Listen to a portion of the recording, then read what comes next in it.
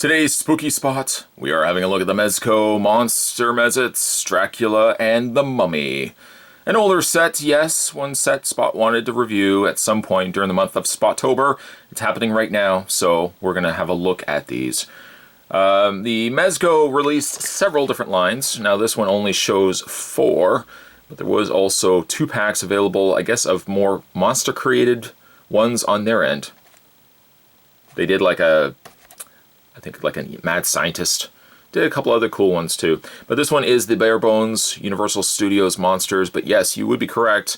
They don't quite look like the Universal Studios monsters. One of the kind of cool aspects to the monster Mez-Itz here. They're very different. To check out more from the folks over at Mezco, www.mezco.net. And let's see if we can actually find a year here. A year of release. I cannot find one. Maybe on the front? Does not say. Take my word for it, though. It's a bit of an older set. That being said, Spot's going to take a terrifying break. We're going to get this opened up. We're going to unleash the monsters, and when we come back, we're going to get a better look at the monster Mez-Itz, Dracula, and the Mummy. Don't go anywhere, guys. Stay tuned. With them out of their package, let's have a better look at the monster Mez-Itz. First things first, let's have a look at Dracula. He is very different, yes, than regular vampires. Gone is the hair. You can still see fangs, but they're more like buck teeth fangs. He's kind of like a zombie vampire rabbit, complete with long ears. Or he kind of looks like Dobby from Harry Potter. I guaranteed if he looked like this, Harry wouldn't be talking to him the way he did. He's a very interesting little zombie. Of course, he also looks like Nosferatu. Now, with Mez-Itz, the hands are kind of clamp-shaped. They don't have any accessories, but this would be for the vampire to be extracting your soul. The zombies actually do. Vampires do that? They might. Let's just theoretically create this scenario here. Paint's quite nice. He's got a jacket going on here, complete with a very high vampire-esque collar. I like that. A little tattered on the bottom too, which is also a nice touch. The material feels very different than the plastic that's underneath. I suppose if you really wanted to, you could also take the arms off.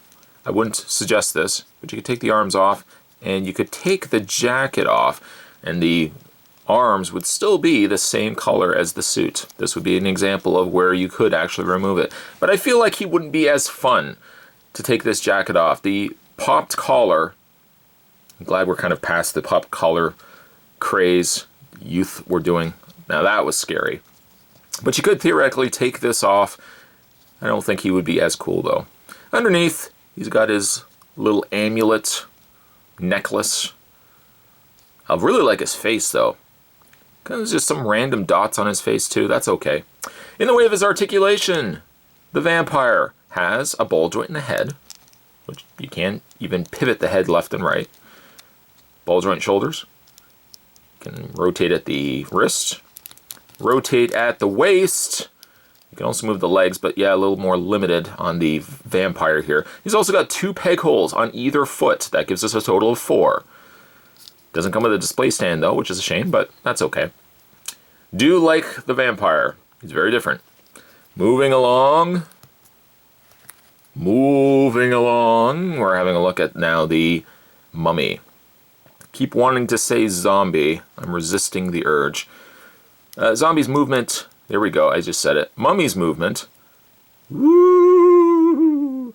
Mummy's movement. He has the ball joint shoulders. You can see he moves a lot easier than the vampire because he doesn't have the restrictions of the jacket around him. Face is very different too.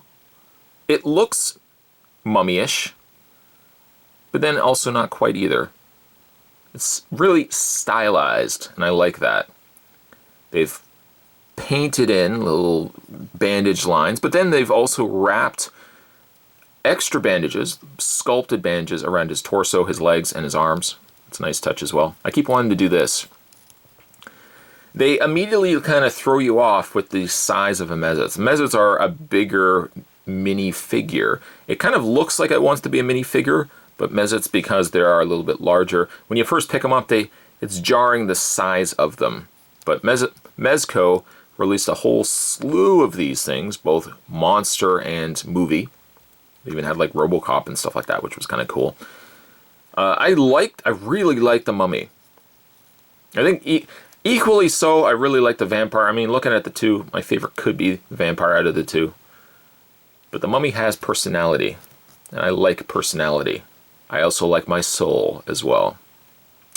Articulation on the Mummy is the same.